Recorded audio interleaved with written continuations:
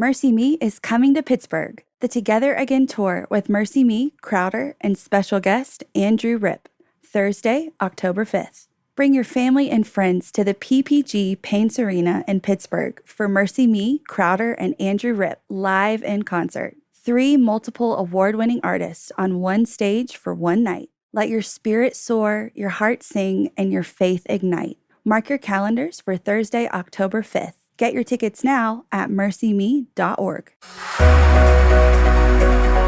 It's exciting that the business boutique was made for you. I know that I can make a difference in people's lives, and I want to do that. Hearing a lot of what other people are going through is really healing in a sense and motivating as well. I have the world in my hand, and I can do whatever I want to. Learning from some of the top leaders who can make these dreams a reality is just so exciting. It ignited a passion in me to know she can do that, we can do that too. I'm so blessed to have heard the podcast that led me to this moment.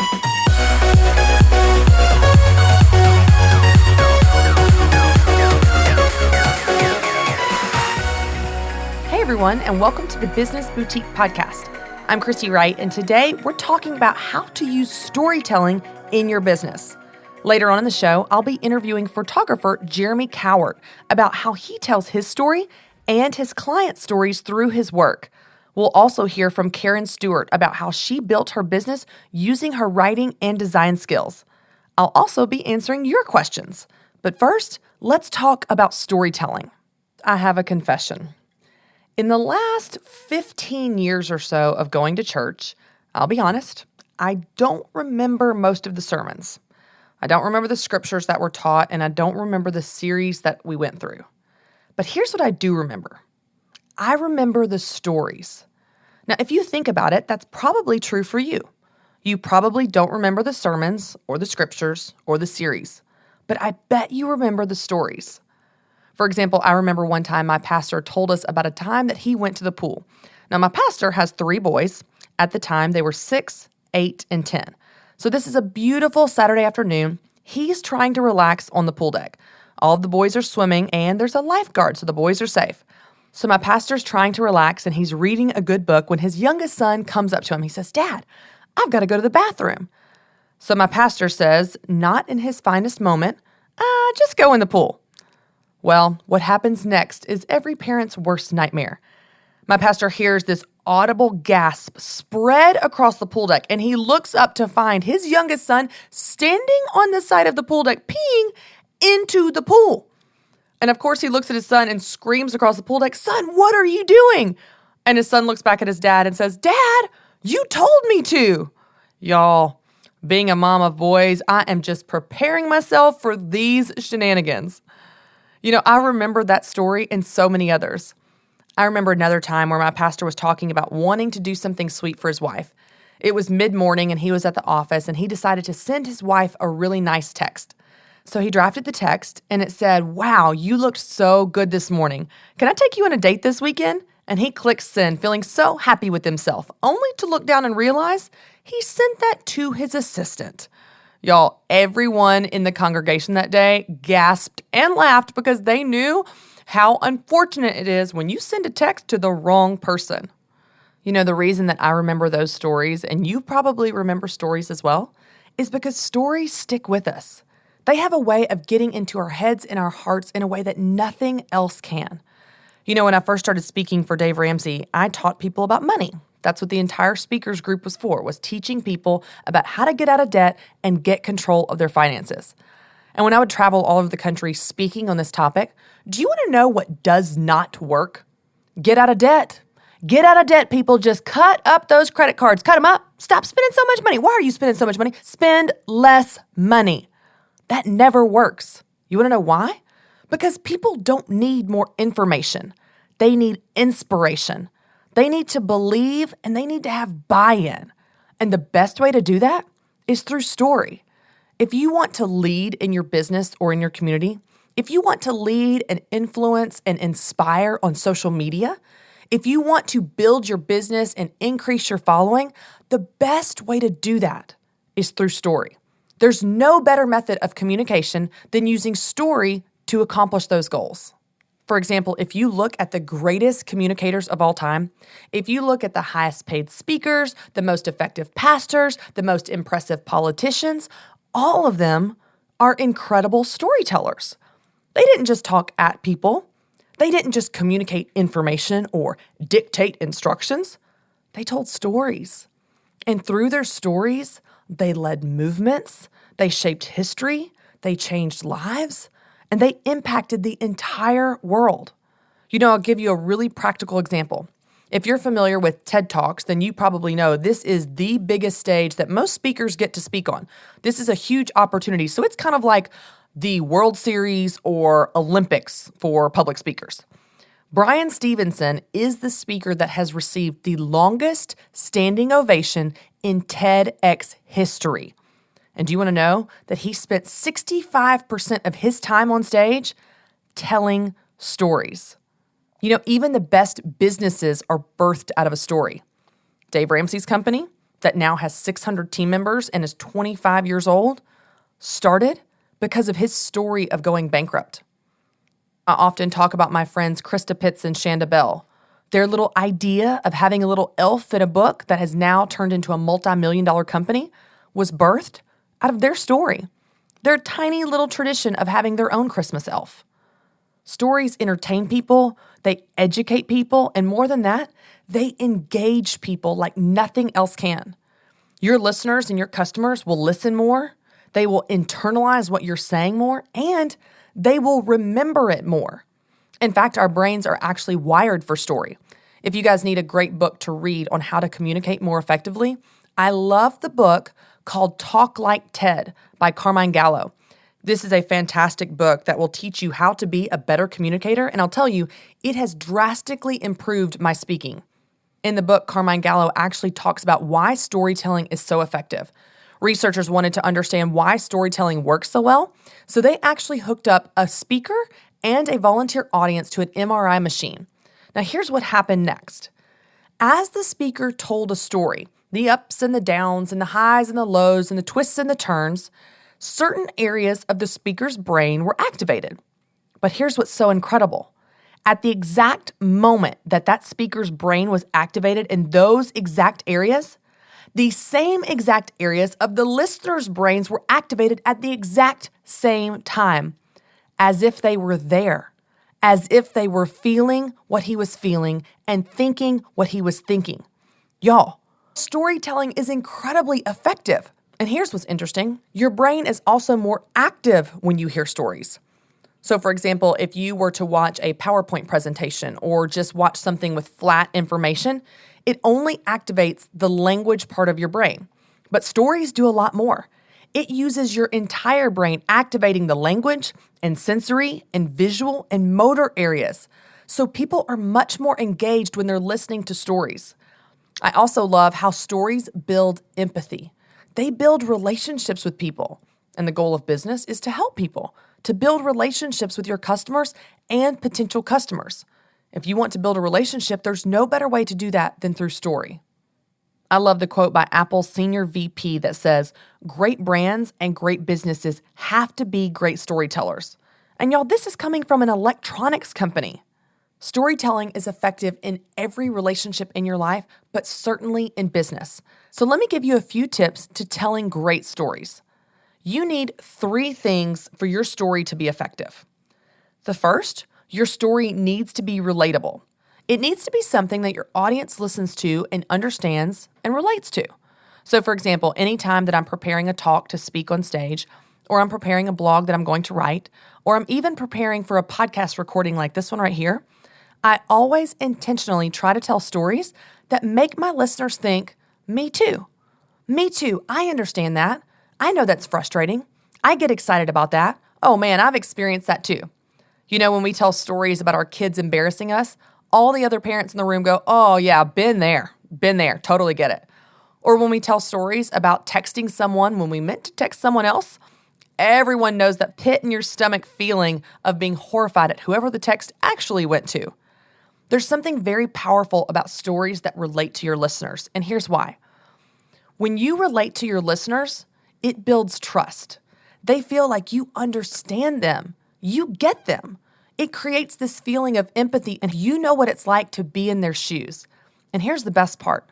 When you are relatable to your audience, you are credible with your audience. That relatability is the foundation of trust for your relationship with them. It's amazing how much people can and will trust you when they feel like you understand them. And here's why. When you're relatable to your audience, you are credible with your audience. When your audience feels like you understand them, they trust you. It's the foundation of trust between you and them when they feel understood. That's why your stories, first and foremost, need to be relatable. Now, the second element of great stories is that your stories need to do something for your audience. They need to be about them. Now, the stories may be actually about you, but you need to tell the story with your audience in mind. If all you do is talk about yourself, your audience is going to tune you out because unless you're one of the Kardashians, no one probably cares. The goal of your story should always be to relate to and engage and entertain and educate your listeners. It needs to do something for them, just like we talked about with really great content. Your stories are no exception. Everything you say, everything you write, and everything you post needs to be with your audience in mind. Because if it's not about your listener or your customer, then it's about you. And business is never about you. It's always about those you're helping, and you want to communicate with them in mind. So ask yourself one question. What do you want your audience to know or feel or do as a result of that story? When you think of those things, it helps you focus your story with that goal. You make sure you're not just talking to hear yourself talk because you like the sound of your voice, but you're talking to help them. You're talking to do something for your customer or your fan or follower. And the third element of great stories, and this is a really important one in case you're taking notes here, is your stories need to have a point. Like a point. There needs to be a purpose. You need to take your audiences somewhere with that story. I know you guys are listening, and you can probably think of several people that tell stories and they go nowhere. They ramble and go on with mindless details, and you're trying to track, but my goodness, you're looking at your clock thinking, when is this story going to end? Because it is pointless. Don't tell pointless stories. Your stories need to have an actual point. Maybe the point of the story is to teach your audience something or to inform them of something. Your story needs to take your audience to a new destination. Maybe it's new information or new awareness. The story would be the vehicle. The point would be the destination. So for example, when I'm teaching people about staying in their strengths in business, I tell a story about when I went a couple years ago to get a massage. And I won't tell you the whole story because I don't need to go into all that, but essentially, the masseuse fell asleep. Now, this was a very awkward moment. It's dim lights. I obviously just have a blanket over me, and she's just conked out, like borderline snoring. So I tell this story to say, you know what? If you're a narcoleptic, then working in a dark room with soft music is not for you. It's a funny story. It's a fun story. It's an entertaining story, but it has a point. The point is, stay in your strengths. I didn't talk about that story just for me or just for fun. It also had a purpose and a destination to teach something. It's an example of what I was trying to educate my audience on. So every story that you tell needs to have a point. It needs to have a purpose of why you told that story. Now, here's a great activity for you guys. You could actually make a list of all the funny and fun stories that you have in your life that you can think of. And then I want you to write out to the side of each of those stories, what point could you teach from that? Each story may have a variety of points that you could teach. Or you could make a list in the opposite way. You can make a list of all of the different points that you would like to teach, and then think of stories that might illustrate that point. Think of whatever stories that you can that might entertain your audience, but also illustrate that specific point. You can start with either. You can start with your story and think of a point you want to teach, or you can start with your point and think of a story to illustrate that point. But either way, you need both. You need a story to entertain your audience, but you also need a point to teach them. Okay, so let's recap really quickly. First, your stories need to be relatable. Second, they need to be told with your audience in mind. And third, your stories need to have a point. If you have those three elements in your stories, I promise you storytelling can be very effective in your business. Not only will it entertain your audience, but it will build a relationship with your customers where they know you, like you, and trust you. And as we've said before, when people know you, like you, and trust you, the sale naturally follows. Now, speaking of stories, I have tons of stories in my new book, Business Boutique, A Woman's Guide for Making Money Doing What She Loves. I love highlighting these success stories to show you that you too can turn your hobby or passion into a successful small business. Now, my book, Business Boutique, is available right now. You can get it at businessboutique.com, and when you do, you'll get a free Marketing Basics video, which is a $40 value for just $19.99. But you know, of course, I have a special offer for you, my podcast listeners. When you visit businessboutique.com/bbbook and use the code BBBOOK, you'll get an exclusive podcast interview with Nicole Walters on sales. This is going to give you what you need to sell with confidence. How cool is that? So go to businessboutique.com and get your copy today. Now, I'm so excited about my next interview with my friend, Jeremy Cowart. Jeremy is an entertainment, music, and celebrity photographer, and he's the founder of Help Portrait, C University, and The Purpose Hotel. Jeremy, thank you so much for hanging out with us. Of course, yeah, honored. So whenever I was talking with Chris, our producer of the podcast, and we were kind of brainstorming what it would look like to do an entire episode on telling stories, your name first popped in my mind. And it was really as a result of the incredible talk you gave at Business Boutique, about a year and a half ago or so. And you have this incredible experience of telling people your story, and you do it in a really interesting way. And so I would love it if you would tell us a little bit about kind of how you got the idea to do that, and then also share with us kind of the impact and how you saw that take off. Yeah, I mean, I come from an artist background. I was a painter originally, and I've always loved art. And I had been experimenting with some music videos where I would record my screen and draw in Photoshop. And finally, I had the idea to try that for a talk because I'm not a speaker. I don't get up and I have a terrible memory, so I can't remember a whole talk. And I just thought, man, I'm a visual person. It'd be fascinating to make a visual talk where I just narrate it. So yeah, I tried it. I think I first did it 2 or 3 years ago, and it went over amazingly well, and it kind of blew up, and I've been doing it all over the country since then. And I think it's good too, because a lot of people that are, like me, ADD, can't a lot of times listen to a speaker, but when there's literally a slideshow and a video, the entire talk, it's easier to track. And so, yeah, it's just my life story of growing up thinking that I wasn't going to amount to much, I wasn't going to do much, made bad grades growing up through school, and so just didn't think too highly of myself. And so it's a story of how I overcame that through good parenting from my parents and through scripture. And yeah, it's been fascinating to see the reach it's had. What led you to want to do that talk the very first time? Like, was it a speaking event you got booked for, or how did that even come up that you created that? Yeah, it was a speaking event, and there was a huge standing ovation at the end. Yeah. Everybody was crying. I remember. Like, I guess that worked. I should do that again. I was literally editing it minutes before. I remember waiting for the export, minutes before I went on stage. I gave a file to the video guy real quick. I was like, oh my gosh, here we go. Yeah. I hope this works. And so thankfully it did. And I've done it, so many times since then all over the country. That was one example of a talk that you give on your story, but you've used story in so many aspects of your business. Now, I know,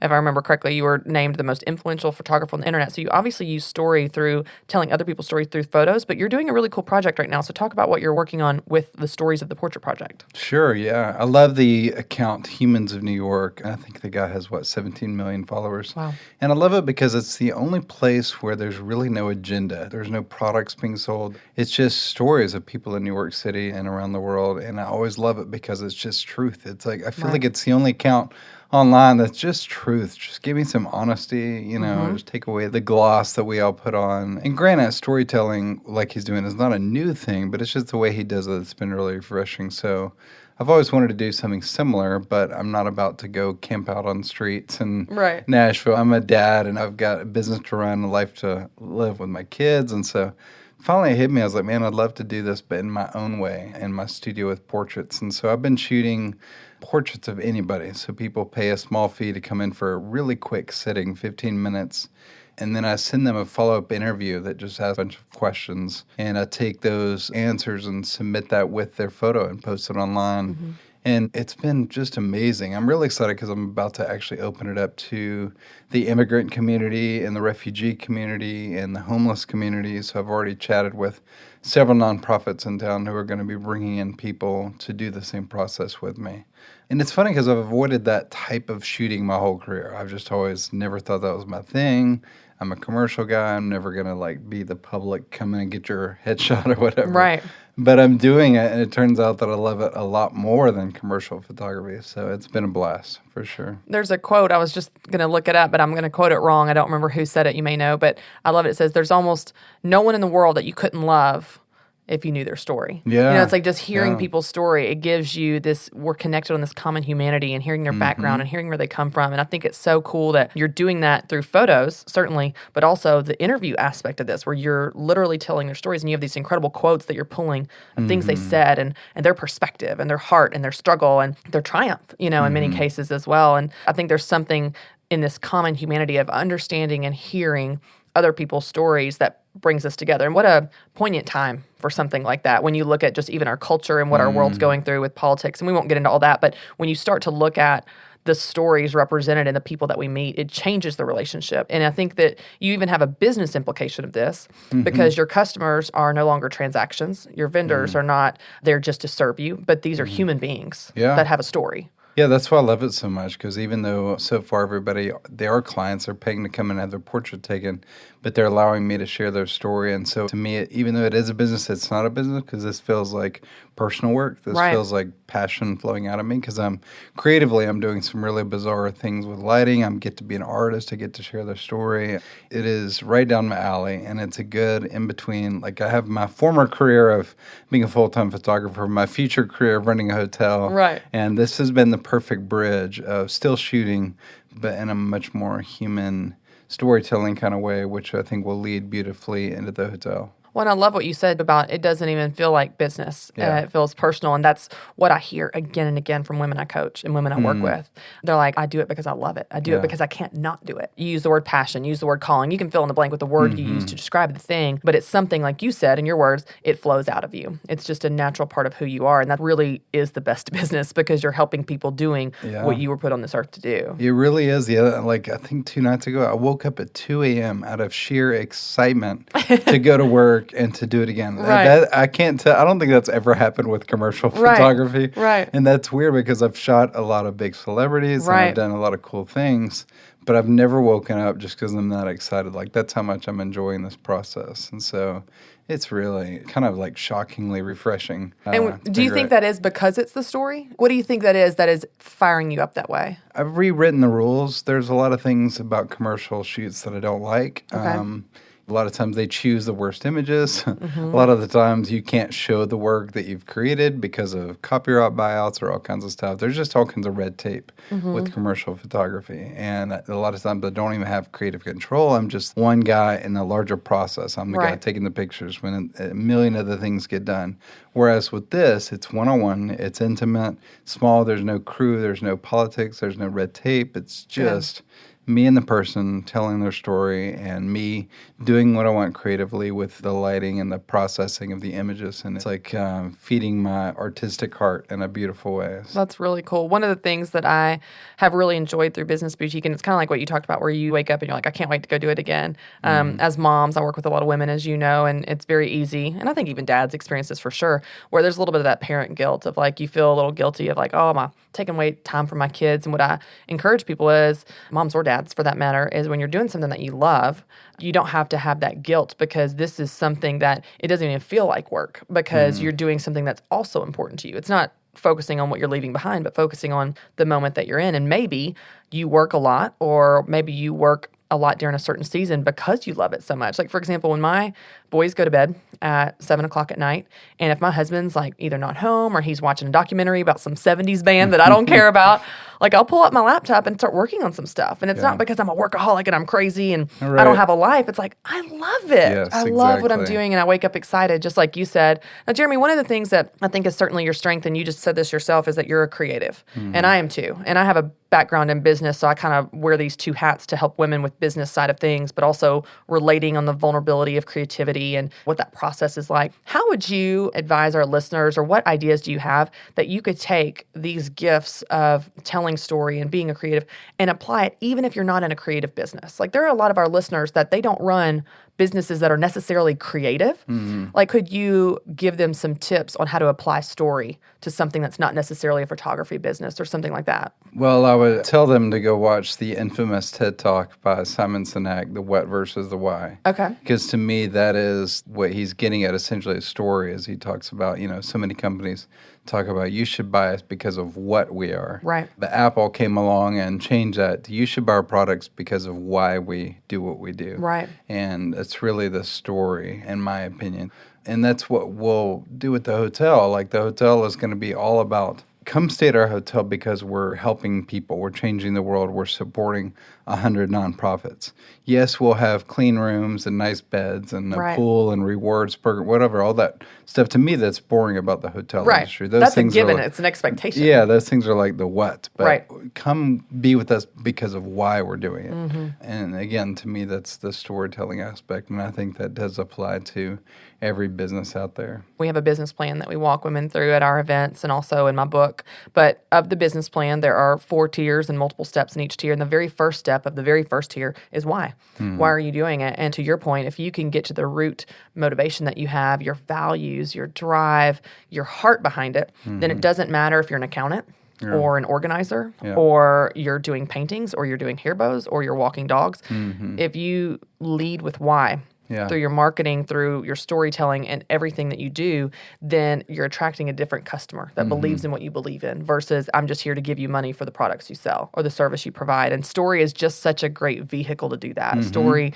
your background, your history, whatever that thing is.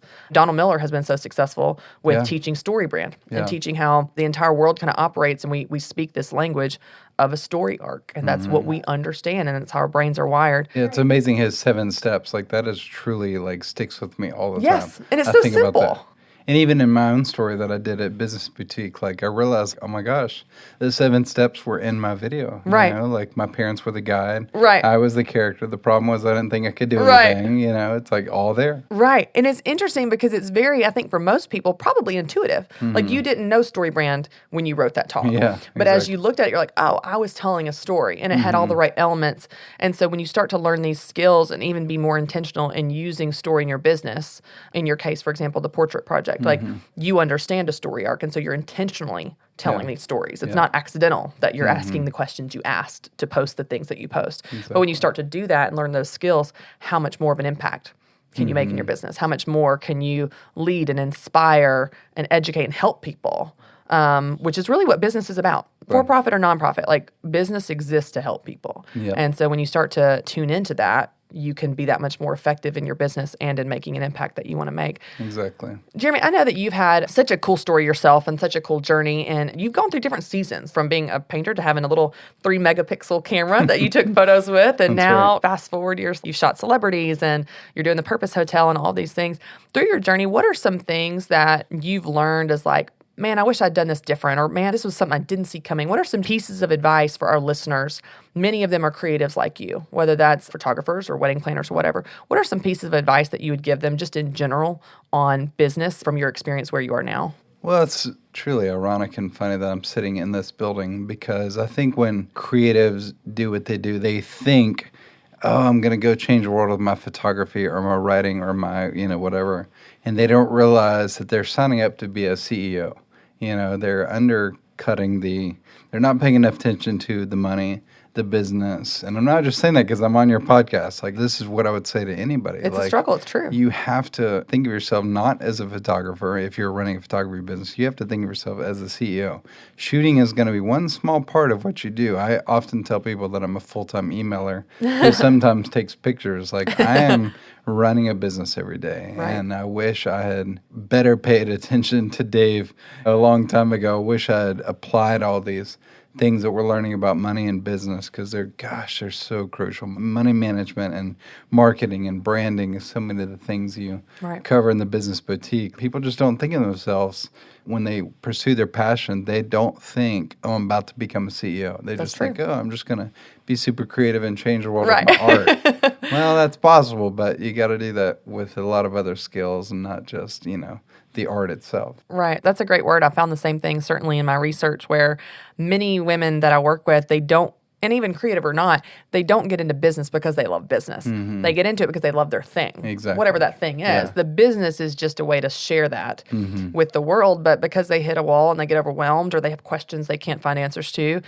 they get discouraged and they want to give up and they think, well, I'm not business minded, so I can't do this. Or I don't have a degree in business, so I can't run a business. And that's simply not true. And you're such a great example of that. One of the things that we love doing through the Business Boutique is giving them the tools and answers they need for the business side of things so that they can spend less time doing that, so that they can do more of what they love. Get back to that thing. It's kind of the opposite of the E-Myth. Are you familiar with that book? It's by Michael Gerber, for those of you listening that aren't familiar. And it's about the entrepreneurial myth, which is if you get into business, most people stay in the weeds doing their thing and they never get above the business to work on the business. And many of the women I work with don't want to. And that's why we try to help them with the business side of things. Of course, you need to run a business, to your point, but many of them don't have the desire to ever stop doing the photos. They never want to stop because that's why they got in it. They love it. They never want to just run a business and never do the photos in your example. And so I think that's a great piece of advice for creatives or for those that aren't creative. I'm also telling my wife this. My wife, a few months ago, just became a real estate agent here in Nashville. Oh, awesome. And she's so passionate about real estate. And she's killing it and she's loving it. But she's like, but now how do I learn all the marketing and the branding? I'm like, welcome to my world, you know? And she's experiencing the confidence swings that I've had. I'm like, just yesterday we had a conversation where she was really down and out on her confidence. I was like, babe, like, this is the life of running your own thing. It is. Like, because there are days where I just am down in the dumps confidence-wise. I think I suck. I think I'm terrible. I think nobody's, caring. And the next day I'm like really loving it. And I'm like, that's just part of the grind. I think that's so encouraging to hear. Not that you were down in the dumps, but like that you get down in the dumps. Because for someone with your level of success, I think someone from the outside or a listener at home maybe feeling discouraged may think, well, someone like Jeremy Cowart, someone with that, that shot all these celebrities, there's no way he gets discouraged. But to hear that that's just a normal part of the journey. It's just a part of, especially if you are running a business, especially if you're a creative, when you put your heart out there on the line, whether that's a photo or that's a hair bow or it's a wallet or you're teaching someone swim lessons or music, whatever the thing is, you're putting yourself out there and it's vulnerable and it's risky and you're putting yourself up for rejection. I feel it every time I walk on stage, which you've walked on stage. It's like they may love me, they may hate me, and that's going to hurt my feelings. In fact, this portrait thing that we've been talking about, it's that for me right now because I know that you're not supposed to ever pay attention to numbers on social media, but I can post. But we still do. Oh, for sure. I can post a picture of my kids, a random iPhone picture of my kids on the couch at home. Just no thought put into it whatsoever. Post that and it'll get, for me, a good number is like 6,000 likes. Then with this portrait project, I've got 10 years of lighting knowledge. I am like painstakingly crafting this lighting and the post-processing, and I've got these interviews, and this whole insane process comes together to make these portraits. And they're struggling to get 1,000 likes. And I'm like, what in the world? My little crappy iPhone photos at home get 5 times the amount of, but I just keep having to remind myself, like, I know this is what I'm supposed to be doing. I'm enjoying the work. I know this is what God has for me right now. And I told my wife this yesterday. I was like, this portrait thing is speaking to my soul, but apparently it's not speaking to a lot of other people's soul because the engagement is so low. But I just have to close my eyes, keep moving forward, just keep going for it. Well, I think that's such a great piece of advice. And you know what it makes me think of, Jeremy, because I've experienced very similar things. I'll put out an excerpt from my book and no one's interested, but I'll post a picture of my son being crazy with spaghetti on his face. It's like, you know what I think it makes me think of? And we talk about this even in the Business Boutique and as I work with women that are creating businesses. I've had a common question where they say, should my business be a business name, like the Business Boutique, or should it be Christy Wright? Should it be my name, Jeremy Cowart, et cetera? Yeah.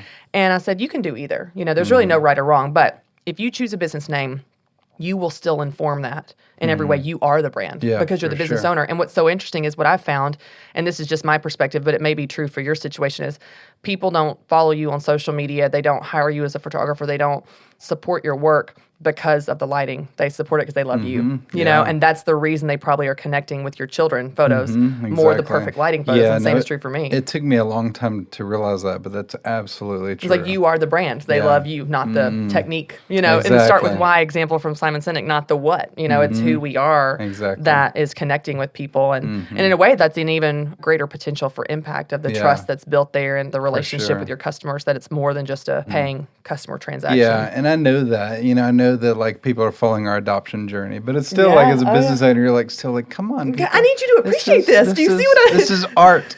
Yeah, exactly. Totally. I run into the same thing here where we have a whole team that helps me with my writing. Like, you know, I'll write something and then it'll get just torn apart. I'm like, no.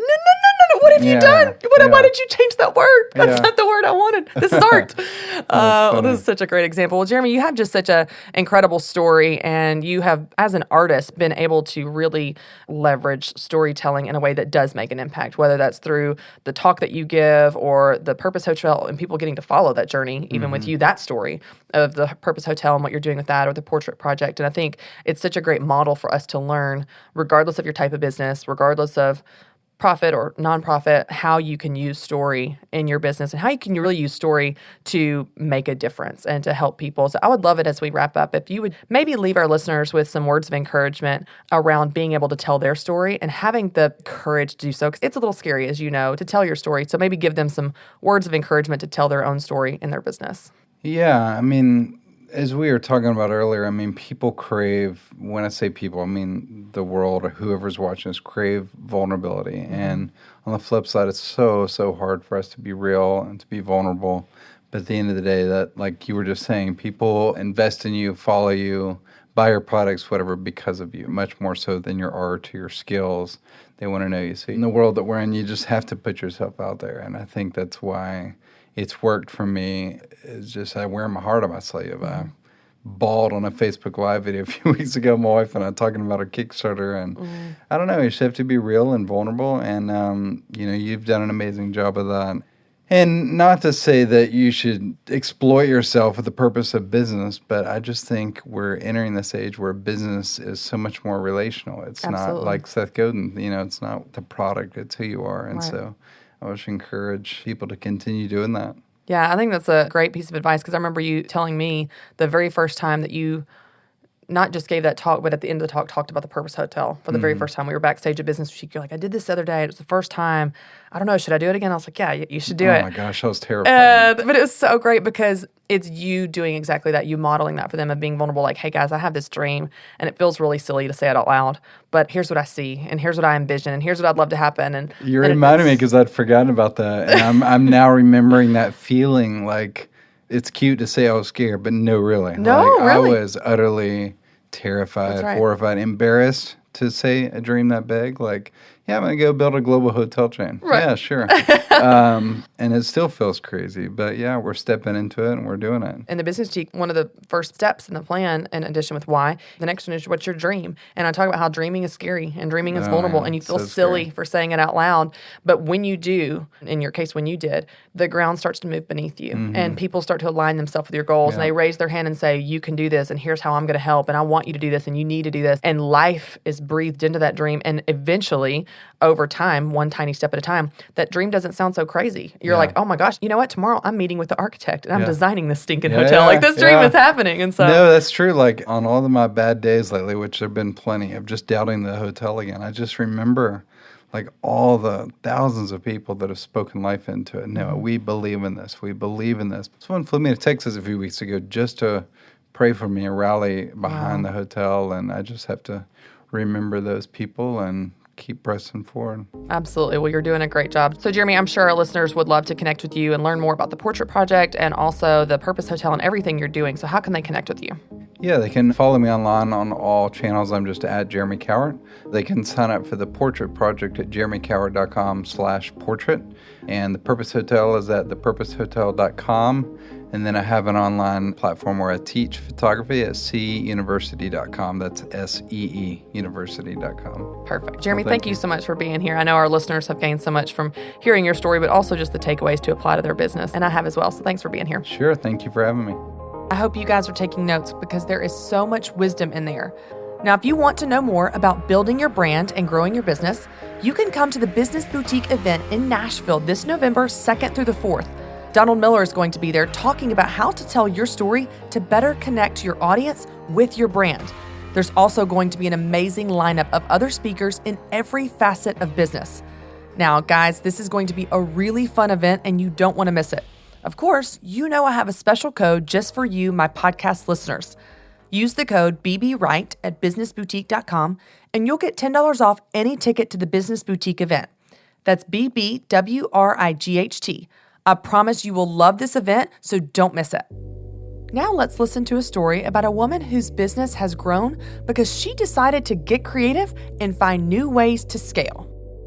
My name is Karen Stewart, and my business is Chocolate Dog Studio, and I sell crochet patterns. Meet Karen Stewart. Karen is the owner of Chocolate Dog Studio. She designs, writes, and sells crochet patterns on Etsy. Karen's business began out of necessity. She and her husband both lost their jobs around the same time. That was when she started an Etsy business. I started on Etsy, and I started with the things I had at my house because I'm creative and I had supplies. So I was using what I already had at home to make money. And the first years weren't very good, but when I needed the income, it was there. It bought Christmas for my kids for several years. She started her craft business with what was on hand. She made whatever items she could to make money. Oh, I was making cup cozies, and I was making scarves and hats, and I think at one point I made paper gift tags because you can recycle paper and Christmas cards. Karen's business helped her family get back on their feet.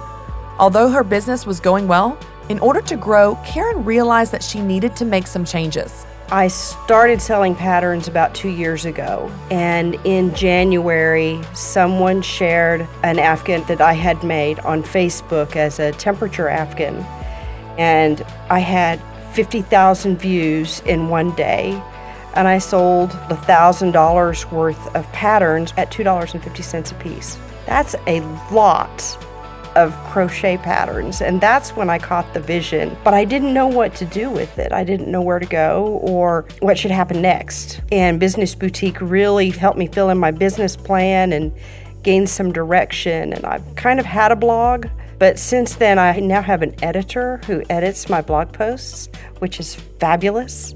She makes sure that it's polished and that the SEO is good and that people can actually find what I've written. Over time, she has seen steady growth. Her business is more focused, and she has been able to work on the future of her business.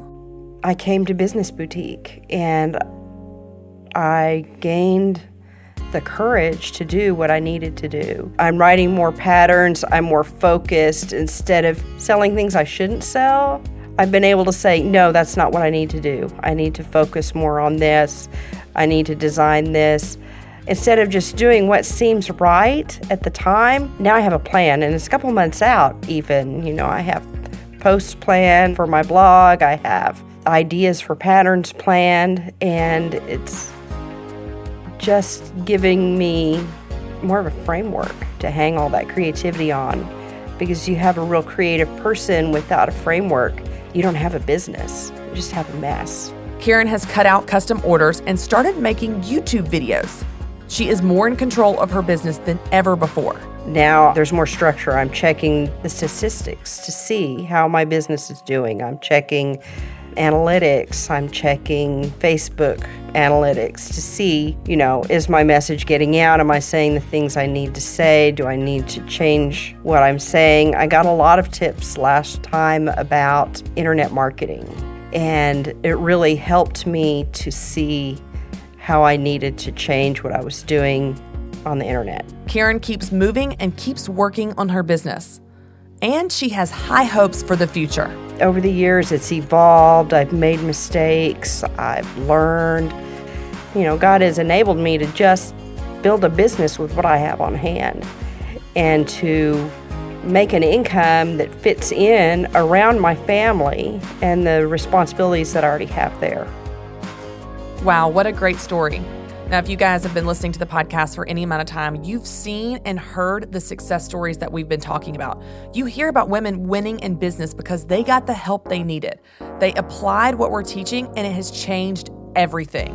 That's what we're all about here at the Business Boutique. We are equipping you to make money doing what you love, and there's no better way to do that than through the Business Boutique Academy. You can join today at businessboutique.com, but I have a special offer just for you, my podcast listeners. You can get $10 off your first month or $30 off your first year of the Business Boutique Academy if you use the code BBAcademy. Go to businessboutique.com/academy and use the code BBAcademy to take advantage of this offer. But it's just good through the month of June, so be sure you sign up today. Now I'm going to answer a few of your questions that you sent to our email address, podcast@businessboutique.com. The first question comes from Michaela. Michaela writes, "Hi, Christy and the Business Boutique gang. I just want to start by saying thank you for one amazing event in Nashville last November. I loved everything about it, and I was so happy I could attend, especially going all the way from Sweden. Thank you for making it possible for me, too. I'm 28 years old and working as a photographer, and I have another job as a saleswoman. In the future, I want to be able to work full-time as a photographer internationally. So my question is this. What do you do when you're living in an area where it's not a lot of growing opportunities or clients? I want to work internationally in the future, so I was thinking if I should start branding myself towards that instead. I've tried so hard in so many different ways to get clients, but still nothing. I'm very grateful for everything you guys are doing, and I'm so happy that I found a place where I can be myself and get inspired. You are truly awesome." Michaela, you are awesome, and I love that you are from Sweden. The Business Boutique is officially international. I'd be curious, Michaela, on what the root problem is with the demand in photography in Sweden. So, for example, if you know that there's not a lot of demand for portrait photography, but you want to be a portrait photographer, we've got to get to the root cause of the lack of demand. When you look at that, it may actually highlight a marketing opportunity for you. I'll give you an example. Let's say, for example, culturally in Sweden, in your area, people tend to think of portrait photography as this extremely excessive luxury, something that you only do like once in a lifetime or once every 5 to 10 years. That could give you a marketing angle where you set your prices a little bit more affordable and you show people and market your business as something that you can benefit from multiple times a year. You could hire a photographer for your kid's birthday party. You could hire a photographer for newborn photos or for wedding anniversary photos or for birthday parties. This is something where you can use this as a marketing opportunity to your advantage. Now, Michaela, I'll be honest, I've never been to Sweden, so I don't know what's going on over there. I don't know what the problem is with the lack of demand, but I do want to encourage you to get to the root cause of the lack of demand in your area. When you look at that, find a creative, persistent way around it and set yourself apart. When you do that, you may have more business than you even imagined. But you've got this. Just stick with it. That's a great question. Thanks for writing in. All right, our next question is from Sarah. Sarah writes, "Hi, Christy. I'm wondering which is best, specializing in one particular market or opening up your range of services to hit a wider target audience. I'm interested in opening up a personal training and wellness business. I'm a semi-retired professional performer, dance teacher, and fitness instructor. I'm currently studying to get my nutrition coaching and PT certification. I have a particular interest in pre- and postnatal moms looking to improve their health and fitness. Thanks for being a voice in this industry. I have a lot of anxiety about the idea of running a business, but I also have incredible ideas and creativity in marketing that I don't want to see wasted. It's comforting to know that I'm not the only woman that has these fears. Have a great day." Sarah, thanks so much for your question. That is a great question. When you're talented at many things, and especially when you have skills and education and experience in many different areas, it can be hard to narrow down your focus. I'll tell you, you don't have to limit your services to just one thing, but I do want you to start with just one thing. When you're getting started in business, it's really hard to market yourself and brand yourself and get your business out there. You make it more difficult if you try to market yourself as doing too many things. So that's why when you get started, I just want you to pick one thing. What's the unique angle that you want to leverage in your marketing? What's the one thing you want to be known for? What's the one thing you want to set yourself apart as? Pick your favorite. It doesn't have to be a particular one. There's no right or wrong answer here. You can just pick the one that you think you're the best at, you have the most fun with, or you're the most likely to get clients with. When you start there, you can always add additional services over time, but you just want to have a starting point so that you make it easy on your customers to know what to come to you for. You're very talented, and I have no doubt you're going to be successful in a lot of different areas. But when you're just getting started, make it easy on yourself by picking one thing. Great question, and thanks for writing in. Now, this spring, you guys have also been asking me questions by visiting our Business Boutique podcast booth at our Business Boutique one-day events. And now I'm going to answer one of those. This question comes from Vachelle. Vachelle, what's your question for me? Hi, I am Vachelle, and my question is, what do you say to the person that's afraid to start a business because others may have already had the idea, and if my idea is similar to someone else, how would you encourage me to take the leap of faith and venture out?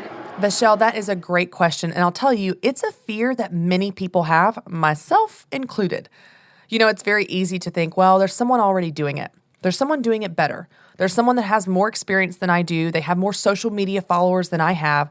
There's someone that's more experienced and more knowledgeable and more educated than I am. So what's the point? Why should I do this? I'll tell you, I had this thought not long ago, Vachelle. I guess it was a couple years ago when I was going to launch a product I'd been working on. And right before I launched it, there was another well-known author that launched something almost exactly the same. Now, this was completely coincidental. It wasn't that I copied her and she didn't copy me, but it made me have that exact same thought. Well, why even do it? What's the point now? And I'll tell you, I had this thought that I believe was from God. I felt God say to me, there's room for you too. There's room for you in the marketplace too. So don't get distracted by someone else doing their thing, because Vachelle, that doesn't take away from what God wants to do through you. There is a place for your unique voice and passions and talent and skill and styles and story and experience. You have that combination of things that no one else has. So I just want to challenge you. Step out in faith, step into your fear, and do the thing anyway. Don't wait until you're not scared to do the thing you want to do. Do it scared. Go ahead and step out there, because I promise you there are people that need you to. And you know what? Vachelle, you have come to our Business Boutique events. You're listening to our Business Boutique podcast. And do you know how many other female entrepreneur business coaches there are? Hundreds, probably thousands. And yet here you are, along with all of the other listeners of the Business Boutique podcast. Because you know what? I believe that there are people that the Business Boutique exists to help. There are people that only we can help. So even though there are other business coaches out there, there are other business podcasts, and there are certainly other business events, that doesn't take away from what God wants to do through the Business Boutique. And Vachelle, the same is true for you. Just because other people might be doing what you want to do doesn't take away from what God wants to do through you. So step out there and get moving, because I promise you, there are people that need you to. Now, if you have a question about something we've talked about here on the podcast or anything regarding your business, I want to hear from you. You can send me your questions via Twitter or Facebook by using the hashtag AskChristyWright.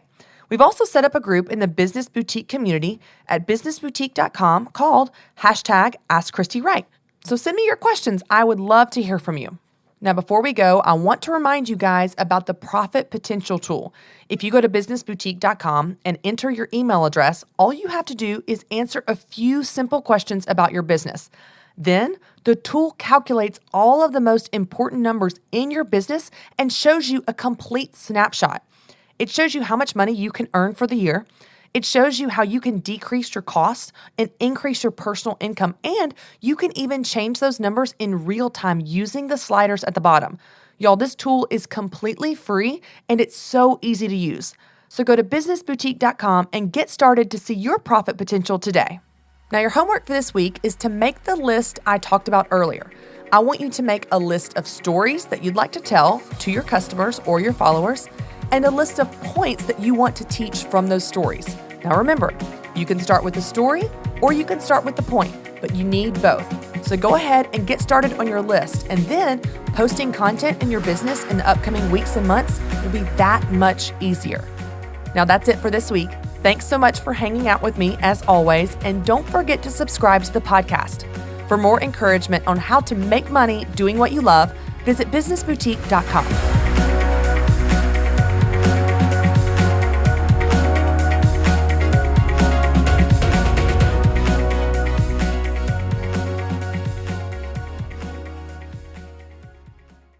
Mercy Me is coming to Pittsburgh. The Together Again tour with Mercy Me, Crowder, and special guest Andrew Rip. Thursday, October 5th. Bring your family and friends to the PPG Paints Arena in Pittsburgh for Mercy Me, Crowder, and Andrew Rip live in concert. 3 multiple award-winning artists on one stage for one night. Let your spirit soar, your heart sing, and your faith ignite. Mark your calendars for Thursday, October 5th. Get your tickets now at mercyme.org.